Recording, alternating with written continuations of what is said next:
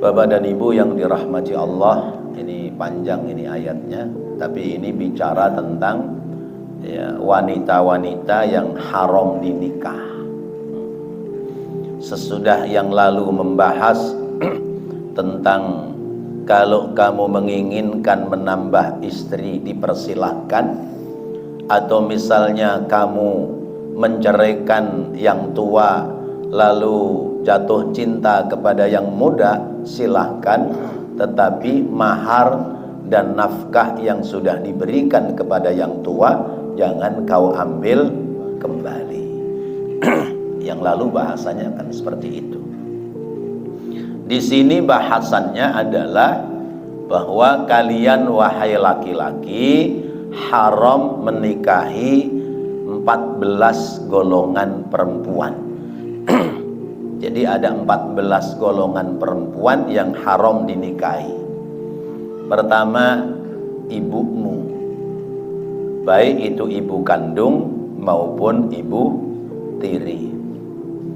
Sementara yang lalu kita bahas ibu tiri zaman jahiliyah itu diwariskan kepada anak tiri laki-laki yang pertama dari seorang bapak.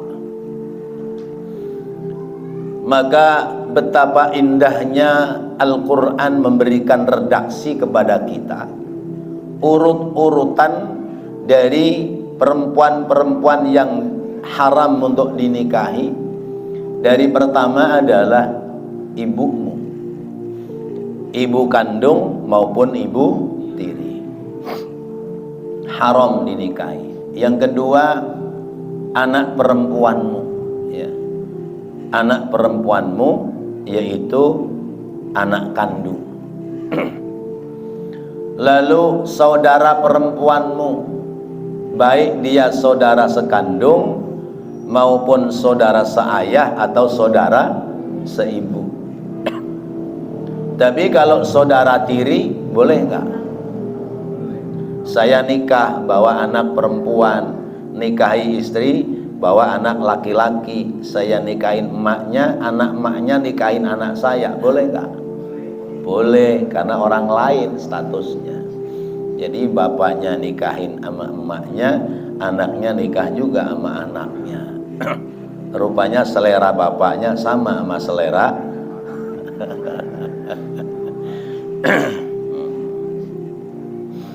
ya, ada yang begitu. Lalu siapa lagi yang nggak boleh? Wa ammatukum wa khalatukum.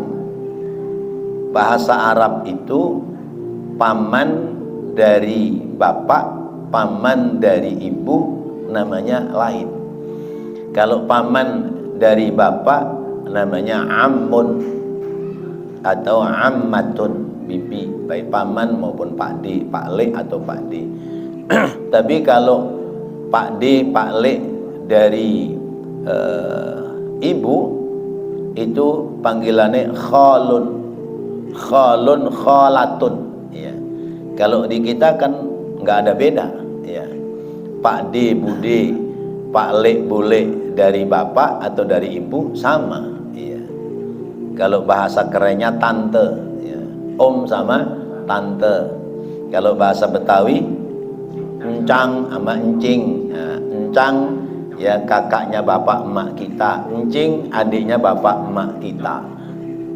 Encong nggak ada encongnya.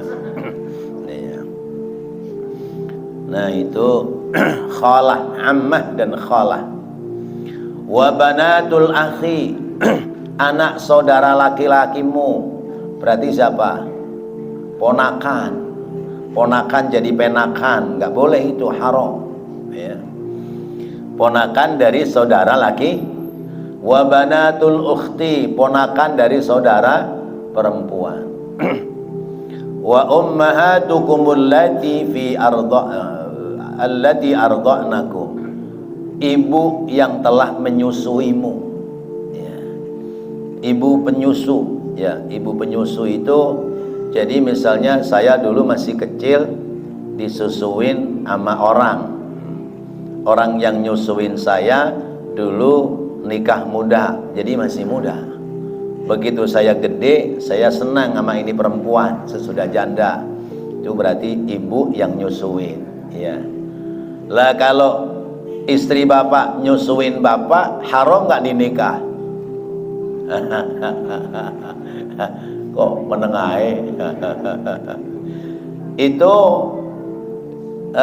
nggak ada larangan karena sudah dinikah, ya. Daripada mubazir anaknya nggak nyusu, bapaknya boleh nggak nyusu? Boleh. Dan orang perempuan nyusuin itu harus sampai tuntas, ya. Kalau perempuan nyusuin sampai tuntas, dia akan terhindar dari penyakit kanker darahnya payudara. Ya, karena penyebab kanker payudara itu yang terbesar adalah sebab perempuan menyusui tidak tuntas. Karena menyusui tidak tuntas, sisa makanan yang sudah menjadi susu menggumpal di payudara, ya, ya kalau bahasa kata tetek lah ya, menggumpal di tetek, akhirnya mengeras, ujung-ujungnya jadi penyakit namanya kanker payudara. Dan itu ganas, itu kanker. Banyak yang tidak selamat gara-gara kanker payudara. Makanya orang perempuan kalau nyusuin jangan sayang-sayang. Perempuan zaman sekarang kan nggak mau nyusuin anaknya, anaknya disusuin susu sapi, katanya takut teteknya peot. Padahal perempuan berubah itu bukan karena menyusui, perempuan berubah itu karena hamil, ya. Makanya kalau pingin nggak peot ya nggak usah hamil. Kalau nggak pingin hamil ya berarti nggak nikah. Wa akhawatukum minar radha'ati. Ini saya terjemahkan dulu karena memang luas ini pemahamannya. Wa akhawatukum minar radha'ati, dan saudara perempuanmu sepersusuan. Ya, saya tetanggaan, ya. Kemudian istri saya melahirkan, tetangga juga melahirkan. Kebetulan ya anak tetangga perempuan, anak saya dari istri saya laki-laki. Ya, saya kerja, istri saya kerja, anak saya dititipin sama tetangga, disusuin sama tetangga kita, maka itu namanya akhun radha'ah, saudara sepersusuan. Itu nggak boleh. Wa ummahatu nisaikum, yang berapa ini? 10 apa 11 nih. Dan ibu dari istri-istrimu, mitoha, ya. Mertua haram, ya. Ya. Maka dulu ada istilah salah kamar, ya. Mau masuk kamar istrinya, masuknya kamar mertuanya. Tuh. Nggak boleh itu. Jangankan nggak dinikah, dinikah saja tidak sah, tidak boleh pernikahannya. Wa rabaikumul lati fi hujurikum, dan anak perempuan yang ada dalam pemeliharaanmu, min nisaikum, dari istri-istrimu, allati dakhaltum bihinna, yang ibunya sudah kamu campuri. Anak tiri, anak tiri haram dinikah, ya. Anak tiri haram dinikah selama ibu tirinya sudah dijima. Tapi kalau ibu tirinya belum dijima, contoh begini, ya, ini laki-laki nggak tahu kalau perempuan ini punya anak perempuan cantik, ya. Sudah dari KUA, pulang dari KUA ke rumah istrinya, di dalam rumah itu ada perempuan dirias juga. Kata suaminya, "Mah, itu siapa?" "Itu anak saya, Pak." Saya batalin dan nikah sama kamu, saya nikahin anakmu aja dah. Umpama begitu. Karena istrinya sayang sama anaknya, ya udah nggak apa-apa, kamu ceraikan saya, sekarang nikahi anak saya, halal, boleh. Ya, tapi kalau sudah didukhul, ya, sudah digauli ibunya, anaknya menjadi haram dinikah. Jadi fa illam takunu dakhaltum bihinna fala junaha alaikum. Kalau kamu belum dukhul sama emaknya, kamu ceraikan emaknya, kamu boleh nikahin anaknya. Kemudian perempuan yang telah dihalalkan oleh anak laki-lakimu, menantu, ya. Menantu itu haram dinikahi oleh mertua. Ini ada kasus, ya. Jadi ini bapak tinggal serumah sama anaknya laki-laki sama menantu. Terus anak laki-lakinya meninggal karena COVID. Ya. Nah, si bapak ini jadi serumah sama menantunya. Bapaknya kadung sayang sama menantunya, menantunya kadung hormat sama bapaknya. Mau nikah, boleh nggak? Ya nggak boleh, nggak boleh. Ya, si bapak itu kalau mau nikah ya dengan perempuan lain, bukan menantunya. Kecuali menantu anak angkat. Ya. Saya ngangkat anak laki-laki, saya nikahkan dengan perempuan, dibawa ke rumah, anak laki-laki saya meninggal, maka itu perempuan boleh saya nikahi. Ya, contohnya Hindun binti Jahsy, ya, itu dinikah oleh Zaid bin Harisah, Zaid bin Haris. Hindun nggak seneng karena Zaid bin Haris ini orangnya hitam, kecil, jelek kutis, gitu ya. Hindun cakep, ya, ya, moblong, gitu. Terus keturunan bangsawan, nggak mau diajak tidur. Akhirnya Zaid bin Harisah, anak angkatnya Rasulullah, ya Rasulullah, percuma saya nikahin dia, ngelihat doang, kagak bisa ngerasain, katanya. Ya udah kamu ceraiin dah, ntar kamu aku carikin perempuan yang lain. Ya, pagi diceraikan oleh Zaid bin Haris, siangnya itu Hindun binti Jahsy dinikah oleh Rasulullah. Oh, gempar itu, ramai itu. Ya, pada zaman itu ramai itu. Karena yang begitu tidak ada hukum di dalam jahiliyah. Tapi ternyata yang tidak ada hukum di jahiliyah boleh di hukum Islam, sementara yang boleh di zaman jahiliyah banyak yang tidak boleh dalam hukum Islam. Di antaranya menikahi ibu tirinya, itu kan hal yang biasa di zaman jahiliyah. Terus siapa lagi? Wa an tajma'u bainal ukhtaini, menghimpun dua saudara perempuan. Kakaknya saya nikah, adiknya saya nikah, itu nggak boleh. Ya, kakaknya saya nikah, ya udah 5 tahun, adiknya dari kampung nyusul ke Jakarta. Ya, kata saya, itu adiknya cakepan juga nih. Ya, ya, ngomong sama mpoknya, boleh nggak adikmu aku nikah? Jadi biar halal semua serumah. Nggak boleh, nggak boleh. Illa ma qad salafa, kecuali yang telah terjadi pada waktu yang lalu. Artinya kejadian itu di zaman jahiliyah. Kejadiannya sebelum zaman Islam. Ya, kalau sudah terlanjur, maka begitu masuk dalam Islam harus diceraikan salah satunya. Lain hal kalau kakaknya meninggal terus adiknya dinikahi, namanya turun ranjang, tuh boleh, ya. Atau adiknya meninggal lalu kakaknya dinikahin, namanya naik ranjang. Ya, itu boleh begitu. Illa ma qad salafa innallaha kana ghafurar rahima. Nah, ini terjemahan bebasnya saya sampaikan kefahaman supaya Bapak Ibu memahami dengan jelas. Hadhil ayatul karimatu.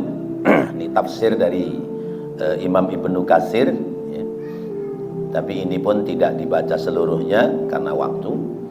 Hadhil ayatul karimatu hiya ayatu tahrimil maharimi minan nasabi wa ma yattabi'uhu minar radha'i wal maharimi bis sahri atau bis sihri. Ini ayat yang mulia, adalah ayat menjelaskan tentang tahrimul maharim, ya. Ada namanya mahram, ya. Ada mahram, ada muhrim, ya. Ya. Kalau biasanya di kalangan santri, ya, manggil istri itu suka disebutnya apa? Mana harim inti, ya. Nah itu muhrim, ya. Kalau mahram itu perempuan yang haram dinikah,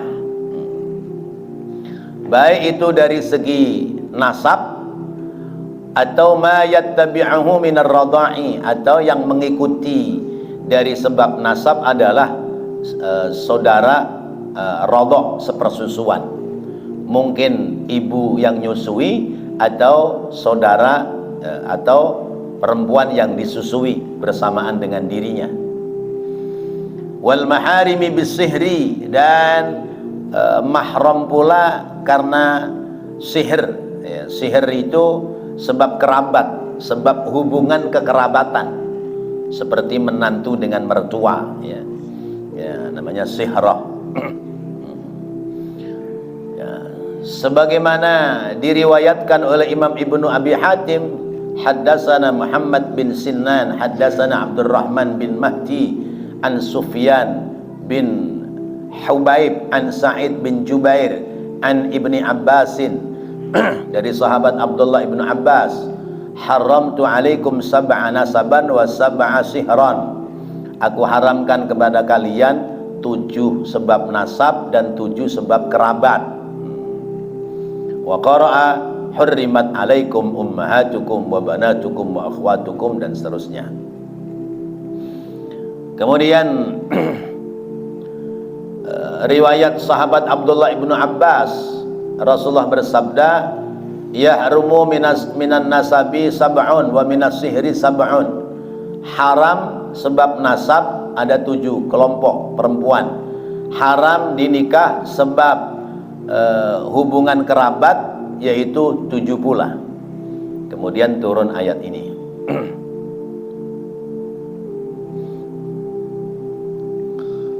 Wa qad istadalla jumhurul ulama ala tahrimil makhluqati min ma'iz zani alaihi bi umumi qaulihi ta'ala wa banatukum. Jumhur ulama mengatakan haram pula, ya, sebab air zina, ya, yang kemudian menjadi perempuan, ya, sekalipun tidak dengan sebab nikah, sekalipun tidak dengan sebab nikah.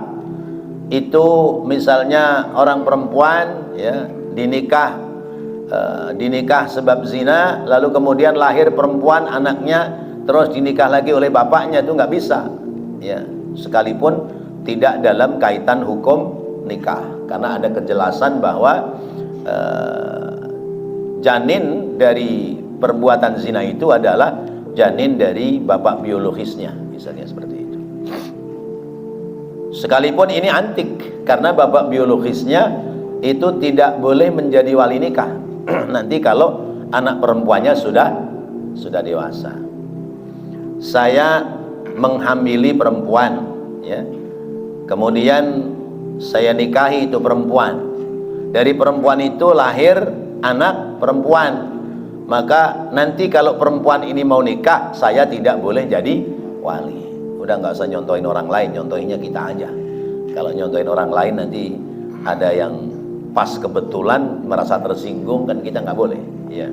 Jadi antara kita aja, antara kita aja. Atau bahasanya Pak Man, ya, ya, melakukan perbuatan zina, umpama, ya, ya, nikahi perempuan, ya, hamil oleh beliau, kemudian lahir anak, itu anak perempuan tidak boleh dibinkan kepada bapak biologisnya, dan juga tidak boleh dia menjadi wali nikah, ya.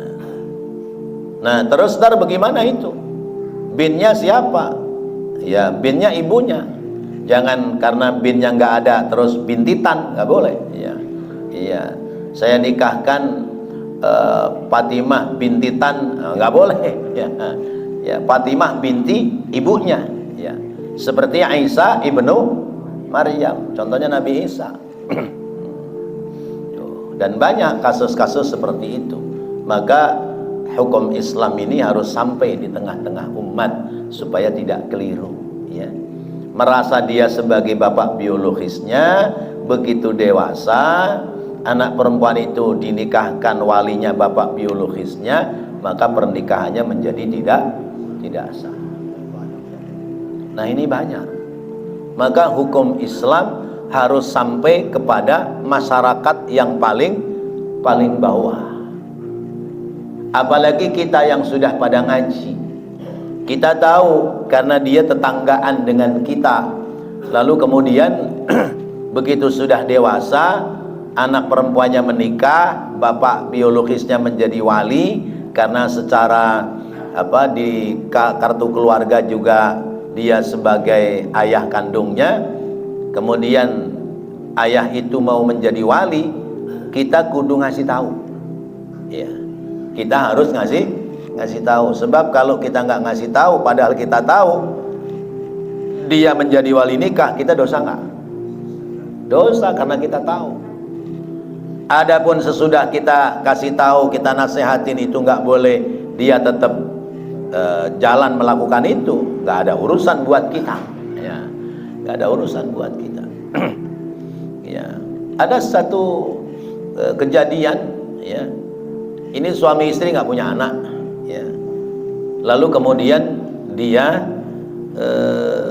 mengut anak dari pembantunya. Pembantunya hamil, kemudian melahirkan, anaknya dipungut sama majikannya, perempuan. Begitu mungut anak majikannya, berapa tahun kemudian dia punya anak laki-laki. Ini saudara apa bukan? Bukan, orang lain. Tapi di kakak itu ini perempuan menjadi anak, ya sebut aja Umar sama Fatimah gitu ya, atau Umar sama Zainab misalnya. Ya, namanya Hindun ya. Padahal Hindun ini anak pembantunya ya.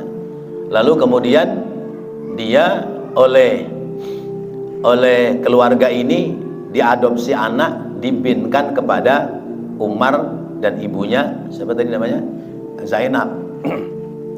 Sampai pada saat pernikahan walinya bapak angkatnya. Karena ibunya kekeh nggak mau kalau anaknya tahu bahwa dia anak angkat. Sampai punya anak 3 apa 4 gitu. Konsultasi sama saya, sementara bapaknya sudah meninggal. Kata saya, ibu wajib mengulang pernikahan anak perempuan ibu. Kalaupun sudah terlanjur karena tidak tahu tentang hukum agama, istighfar, mohon ampun ya, mudah-mudahan diampuni kesalahannya. Bagi si pelaku anak perempuannya dengan suaminya, namanya dia nggak ngertinya anak kandung ya nggak ada masalah, enjoy aja. Tapi orang lain, tetangganya kanan kiri yang tahu dari awal, bagaimana? Tapi ibunya tetap kekeh. Kesian Ustaz, kalau sampai anak perempuan saya tahu bahwa dia bukan anak saya, ntar bagaimana perasaan dia? Ibu milih kesian di dunia apa kesian di akhirat? Kalau milih kesian di dunia, akhiratnya masalah semua ini. Tapi kalau selesaikan di dunia sekalipun pahit, insya Allah akhiratnya kita selamat. Nah, itu harus kita sampaikan. Hal-hal seperti itu kadang sering terjadi di lingkungan masyarakat kita. Maka kita ngaji bukan sekedar ilmu ini untuk diri kita, tapi kita ngaji ilmu ini untuk keluarga kita, juga untuk orang-orang sekitar kita. Jadi kalau kita sudah tahu ada hal yang janggal, ada hal yang melanggar agama, maka wajib kita mengingatkan. Lepas dia terima diingatkan atau tidak, bukan lagi urusan kita. Diingatkan kok bilang sok tahu kamu. Saya juga udah ngomong, tanya sama Ustadz, boleh lah. Lah Ustadznya ente tutupin. Iya. Pak Ustadz, dulu saya kecelakaan sama suami saya. Terus lahir anak perempuan. Kata gurunya, dari kamu nikah sampai lahir bayi itu lebih enggak dari 6 bulan atau kurang dari 6 bulan.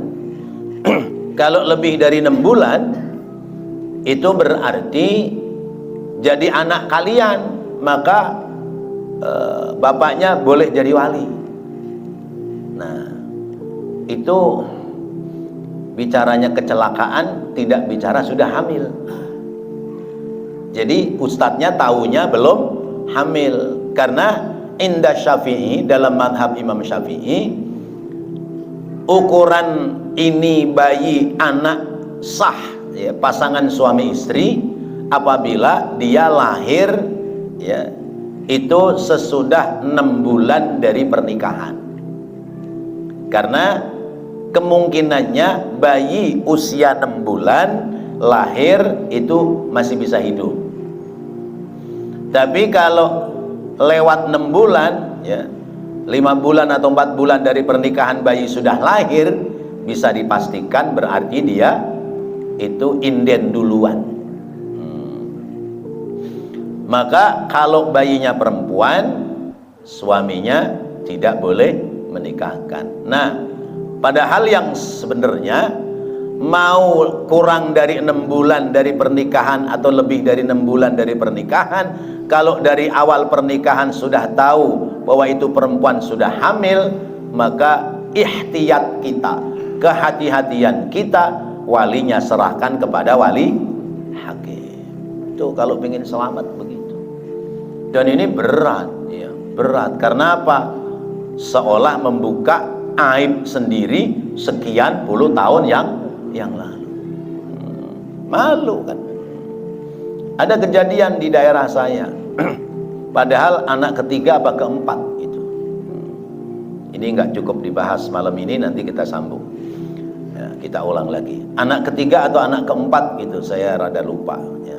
Jadi anak keempat kalau nggak salah ada. Dia mau nikah nih perempuan, ya, sama laki-laki lain. Kata istrinya, Pak jangan malu-maluin, ini perempuan anak bapak, ya, tolong Pak waliin ya. Kata suaminya, iya ya saya waliin, orang namanya anak saya gitu. Udah sampai pada saat pelaksanaan akad nikah, ya, karena penghulunya bedol, ya, diambil dari kantor ke rumah.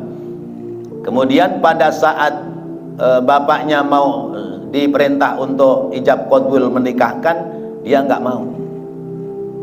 Maaf Pak Kiai, Pak Ustadz, Pak Penghulu, saya tidak berhak jadi wali, ini anak saya. Lah emang kenapa? Udah rahasia saya, tolong Pak Penghulu jadi wali hakim. Gempar.